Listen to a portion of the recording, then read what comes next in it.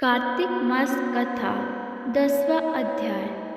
आप सभी को कार्तिक मास की बहुत बहुत शुभकामनाएं। आज कार्तिक मास कथा का 10वां दिन है। आज हम आपके लिए लेकर आए हैं कार्तिक मास का 10वां अध्याय और इसी तरह आपको प्रतिदिन का अध्याय हमारे चैनल पर मिलते रहेंगे। लेकिन इससे पहले हमारे चैनल को सब्सक्राइब कर लें और बेल आइकन को भी प्रेस कर लें, जिससे आपको हमारी वीडियो की नोटिफिकेशंस मिलती रहे। तो चलिए सुनते हैं कार्तिक मास का 10वां अध्याय। राजा पृथु बोले, हे ऋषि श्रेष्ठ नारद जी, आपको प्रणाम है। कृपया अब यह बताने की कृपा करें कि जब भगवान शंकर ने अपने मस्तक के तेज को क्षीर सागर में डाला तो उस समय क्या हुआ? नारद जी बोले, हे राजन, जब भगवान शंकर ने अपना वह तेज क्षीर सागर में डाल दिया तो उस समय वह शीघ्र ही बालक होकर सागर के संगम पर बैठकर संसार को भय देने वाला रुदन करने लगा।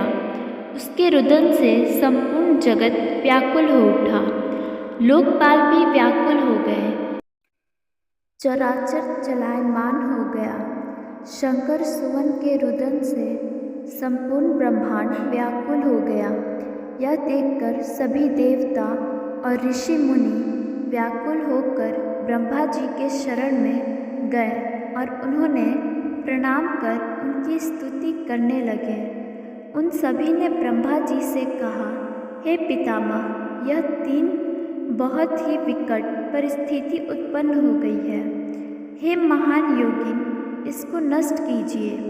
देवताओं के मुख से इस प्रकार सुनकर ब्रह्मा जी सत्यलोक से उतरकर उस बालक को देखने के लिए सागर तट पर आए। सागर ने ब्रह्मा जी को आता देखकर उन्हें प्रणाम किया और बालक को उठाकर उनकी गोद में दे दिया। आश्चर्यचकित होते हुए ब्रह्मा जी ने पूछा, हे सागर, यह बालक किसका है? शीघ्रतापूर्वक कहो। सागर विनम्रतापूर्वक बोला, प्रभु, यह तो मुझे ज्ञात नहीं, परंतु मैं इतना अवश्य जानता हूँ कि यह गंगा सागर के संगम पर प्रकट हुआ है। इसलिए हे जगतगुरु, आप इस बालक का जात कर्म आदि संस्कार करके इसका जातक फल बताइए। नारद जी राजा पृथु से बोले, सागर ब्रह्मा जी के गले में हाथ डालकर बार बार उनका आकर्षण कर रहा था। फिर तो उसने ब्रह्मा जी का गला इतनी जोर से पकड़ा कि उससे पीड़ित होकर ब्रह्मा जी की आंखों से अश्रु टपकने लगे। ब्रह्मा जी ने अपने दोनों हाथों का जोर लगाकर किसी प्रकार सागर से अपना गला छुड़वाया और सागर से कहा, हे सागर, सुनो, मैं तुम्हारे इस पुत्र का जातक फल कहता हूँ। मेरे नेत्रों से जो यह जल निकला है, इस कारण इसका नाम जलंधर होगा। उत्पन्न होते ही यह तरुणावस्था को प्राप्त हो गया है, इसलिए यह सब शास्त्रों का परगामी है। महापराक्रमी, महावीर, बलशाली, महायोद्धा और रण में विजय प्राप्त करने वाला होगा।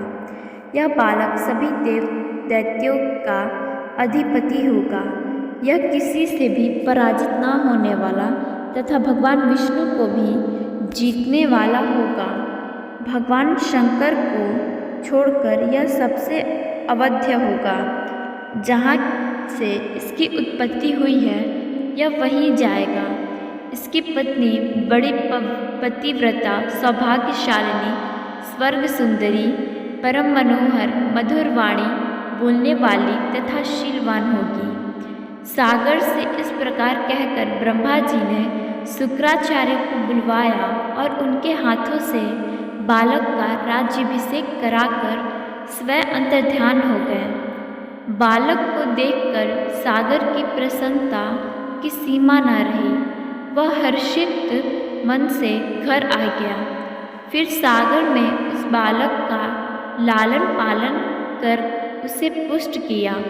फिर कालनेमी नामक असुर को बुलाकर वृंदा नामक कन्या से विधि पूर्वक उसका विवाह करा दिया। उस विवाह में बहुत बड़ा उत्सव हुआ। श्री शुक्राचार्य के प्रभाव से पत्नी सहित जलंधर दैत्यों का राजा हो गया। राधे राधे, धन्यवाद।